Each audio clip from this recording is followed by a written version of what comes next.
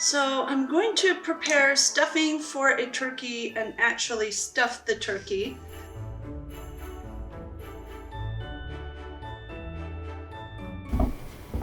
We're going to brown 1.5 pounds to 2 pounds of country sausage or breakfast sausage.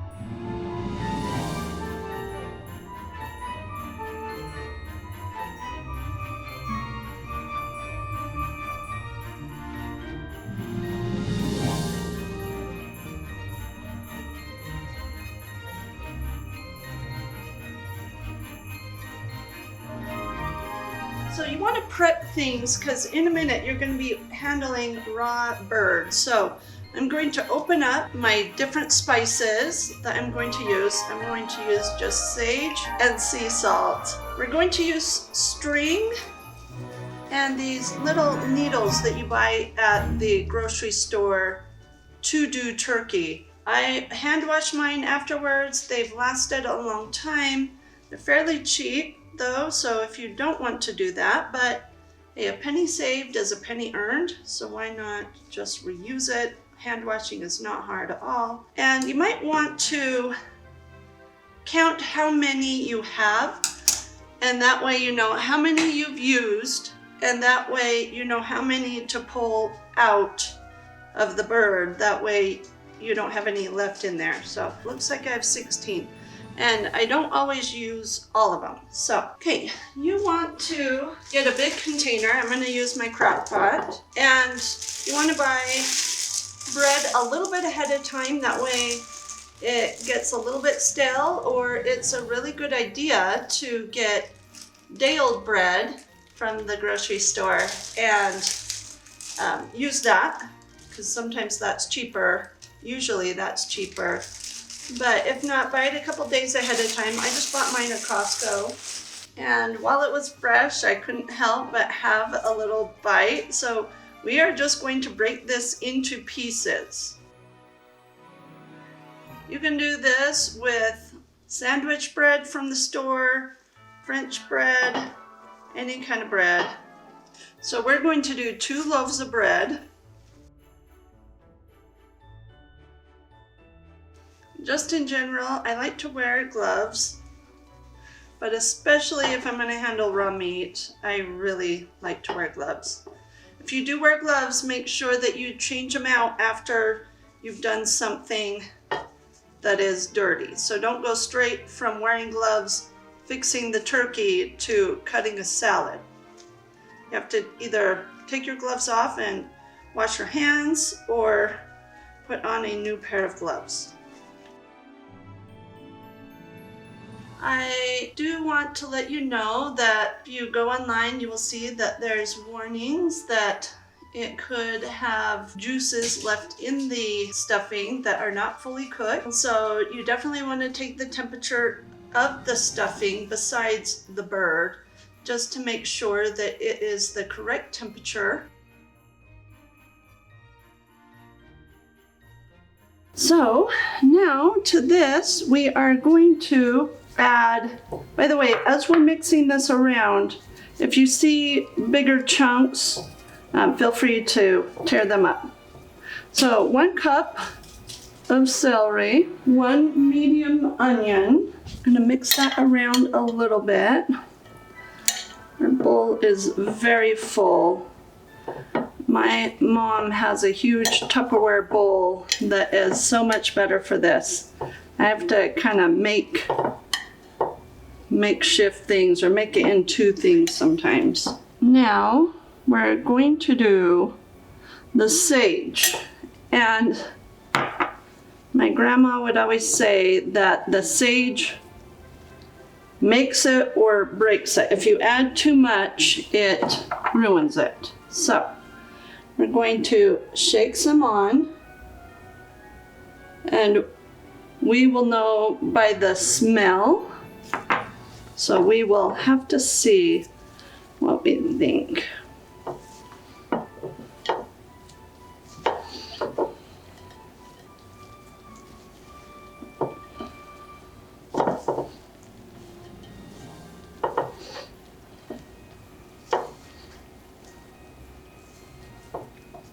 Sage is what really makes it taste like stuffing.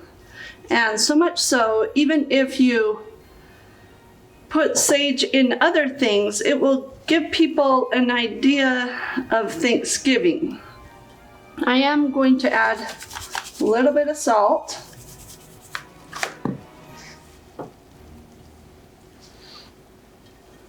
You want to smell it? I feel like it still needs some sage. I smell it slightly in there, so I'm going to add just a little bit more and a little more salt. Instead of sage, you can use poultry seasoning. It's up to you. I feel like it's smelling pretty good. I'm going to do just a little taste test. I feel like it definitely needs more sage. You're kind of looking for that stuffing smell and flavor. To this, we are going to add our sausage. And boy, our bowl is getting very full. We're going to stir this around. So do you guys have any family recipes that you use at Thanksgiving time that have been passed down? I like some traditional recipes. I also like to try some new ones, so I like a mix of both. We are going to half a cup of water or half a cup of chicken broth. We are going to add it to a measuring cup and then 1 egg into that, and we are going to mix the two. And this recipe is made for the birds, so you will need to add much more water or chicken stock. I would say maybe double. If you're putting it in the oven, definitely a lot more. Okay. And we're gonna kind of fluff this around. And guys, if you do put it in the oven or the crock pot and it comes out dry, just add a little bit of water and fluff it around again. Okay, we are going to put the turkey. Okay, now this tray is way too small for it, so if I were you, I'd do this right by the sink, but just so you can see it, I'm going to do it right here. So you want to have a much bigger area to work with this. So make sure you have a lot of paper towels next to you also. So we're going to put a couple down here just to soak up any juices. Okay. This is the tray I had it on in the fridge, just so while it was wrapped up, if any juices came out, which they didn't, but you have to prepare for that because you don't want it to go all over your fridge and into different items like your vegetables in the vegetable drawers. You should always do that when you have raw meat in the oven. So I have unhooked the legs because we really want to get in here and stuff that. If you weren't stuffing it, you can leave the legs all hooked up like they are. So you want to make sure the outside is nice and dry.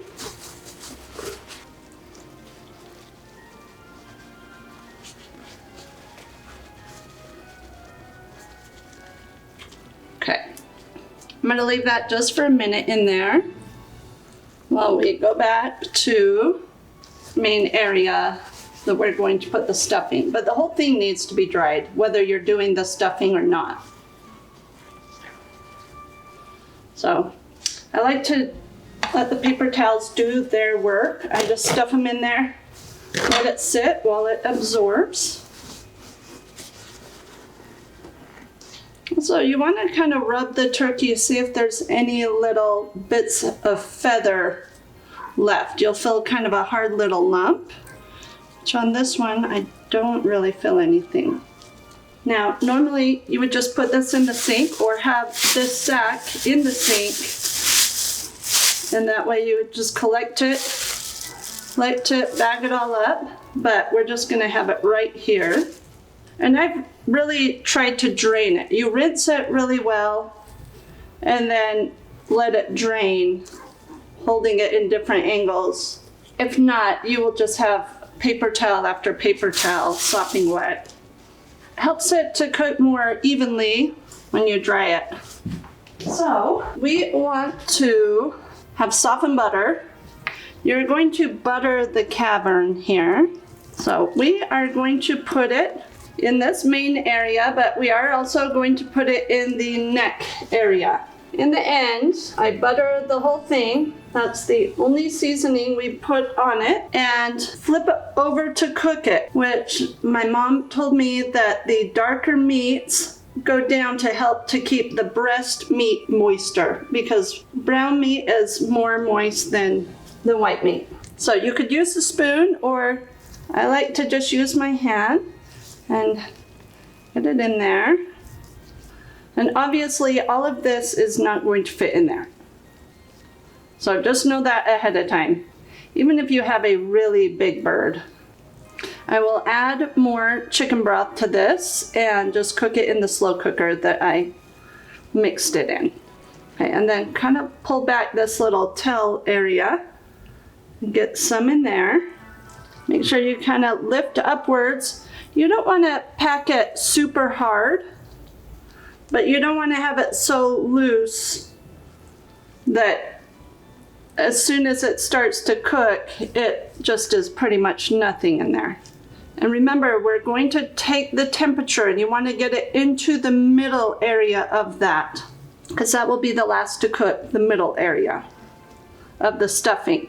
We are going to take the temperature in a very meaty part of the bird that is one of the last to cook. You do not want to touch the bone. I think that is about as full as that area is going to get. And then we have to attempt to get the skin covered and lace that up. So that is where our needles come in. So some are better than others. There's no way to know how it's going to be until you get your bird. But I'm going to attempt to go down, come up, and then take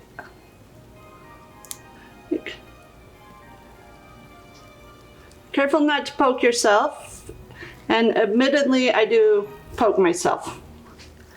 So, it does happen, but do your best not to. So far I haven't, so let's hope this is a good one.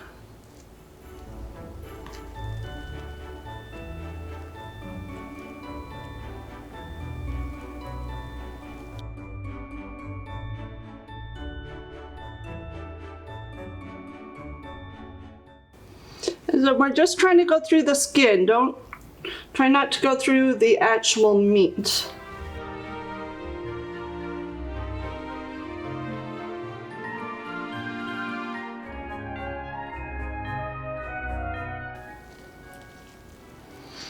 This one, I'm going to go back in the skin just because I don't want it poking out like that.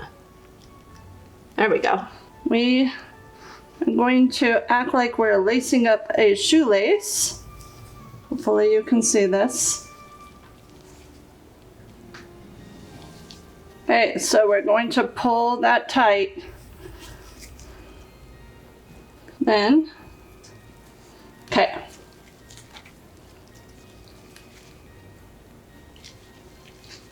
I'm just going to go around them a couple times. I'll just cut that. Then we're going to flip the bird over. And we're going to stuff this neck area. Okay, this area is very small. So I'm just going to put as much as we can. Has a few holes.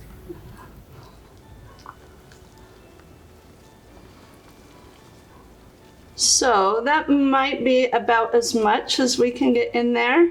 I'm just patting it a little bit. I'm not doing a huge shove.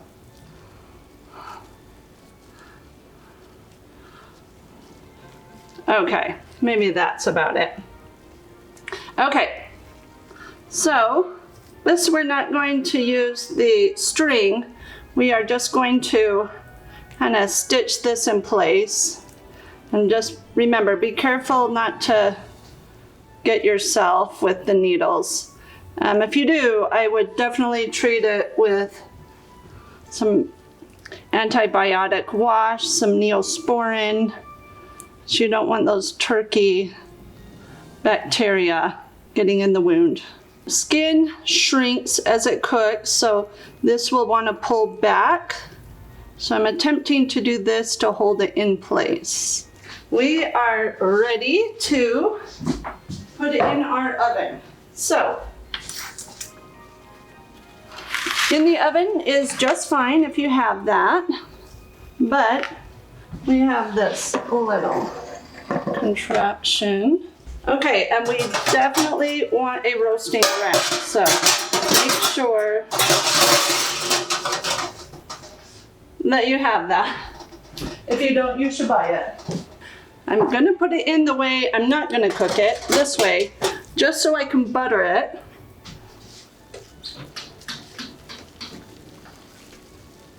Flip it on its back.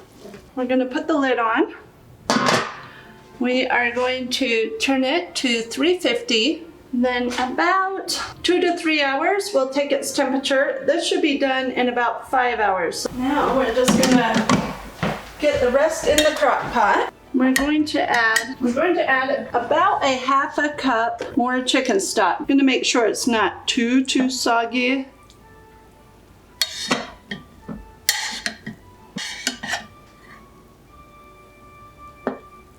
We will put on the lid, turn it on low for about 6 to 8 hours, but you can just keep it going until your dinner's ready.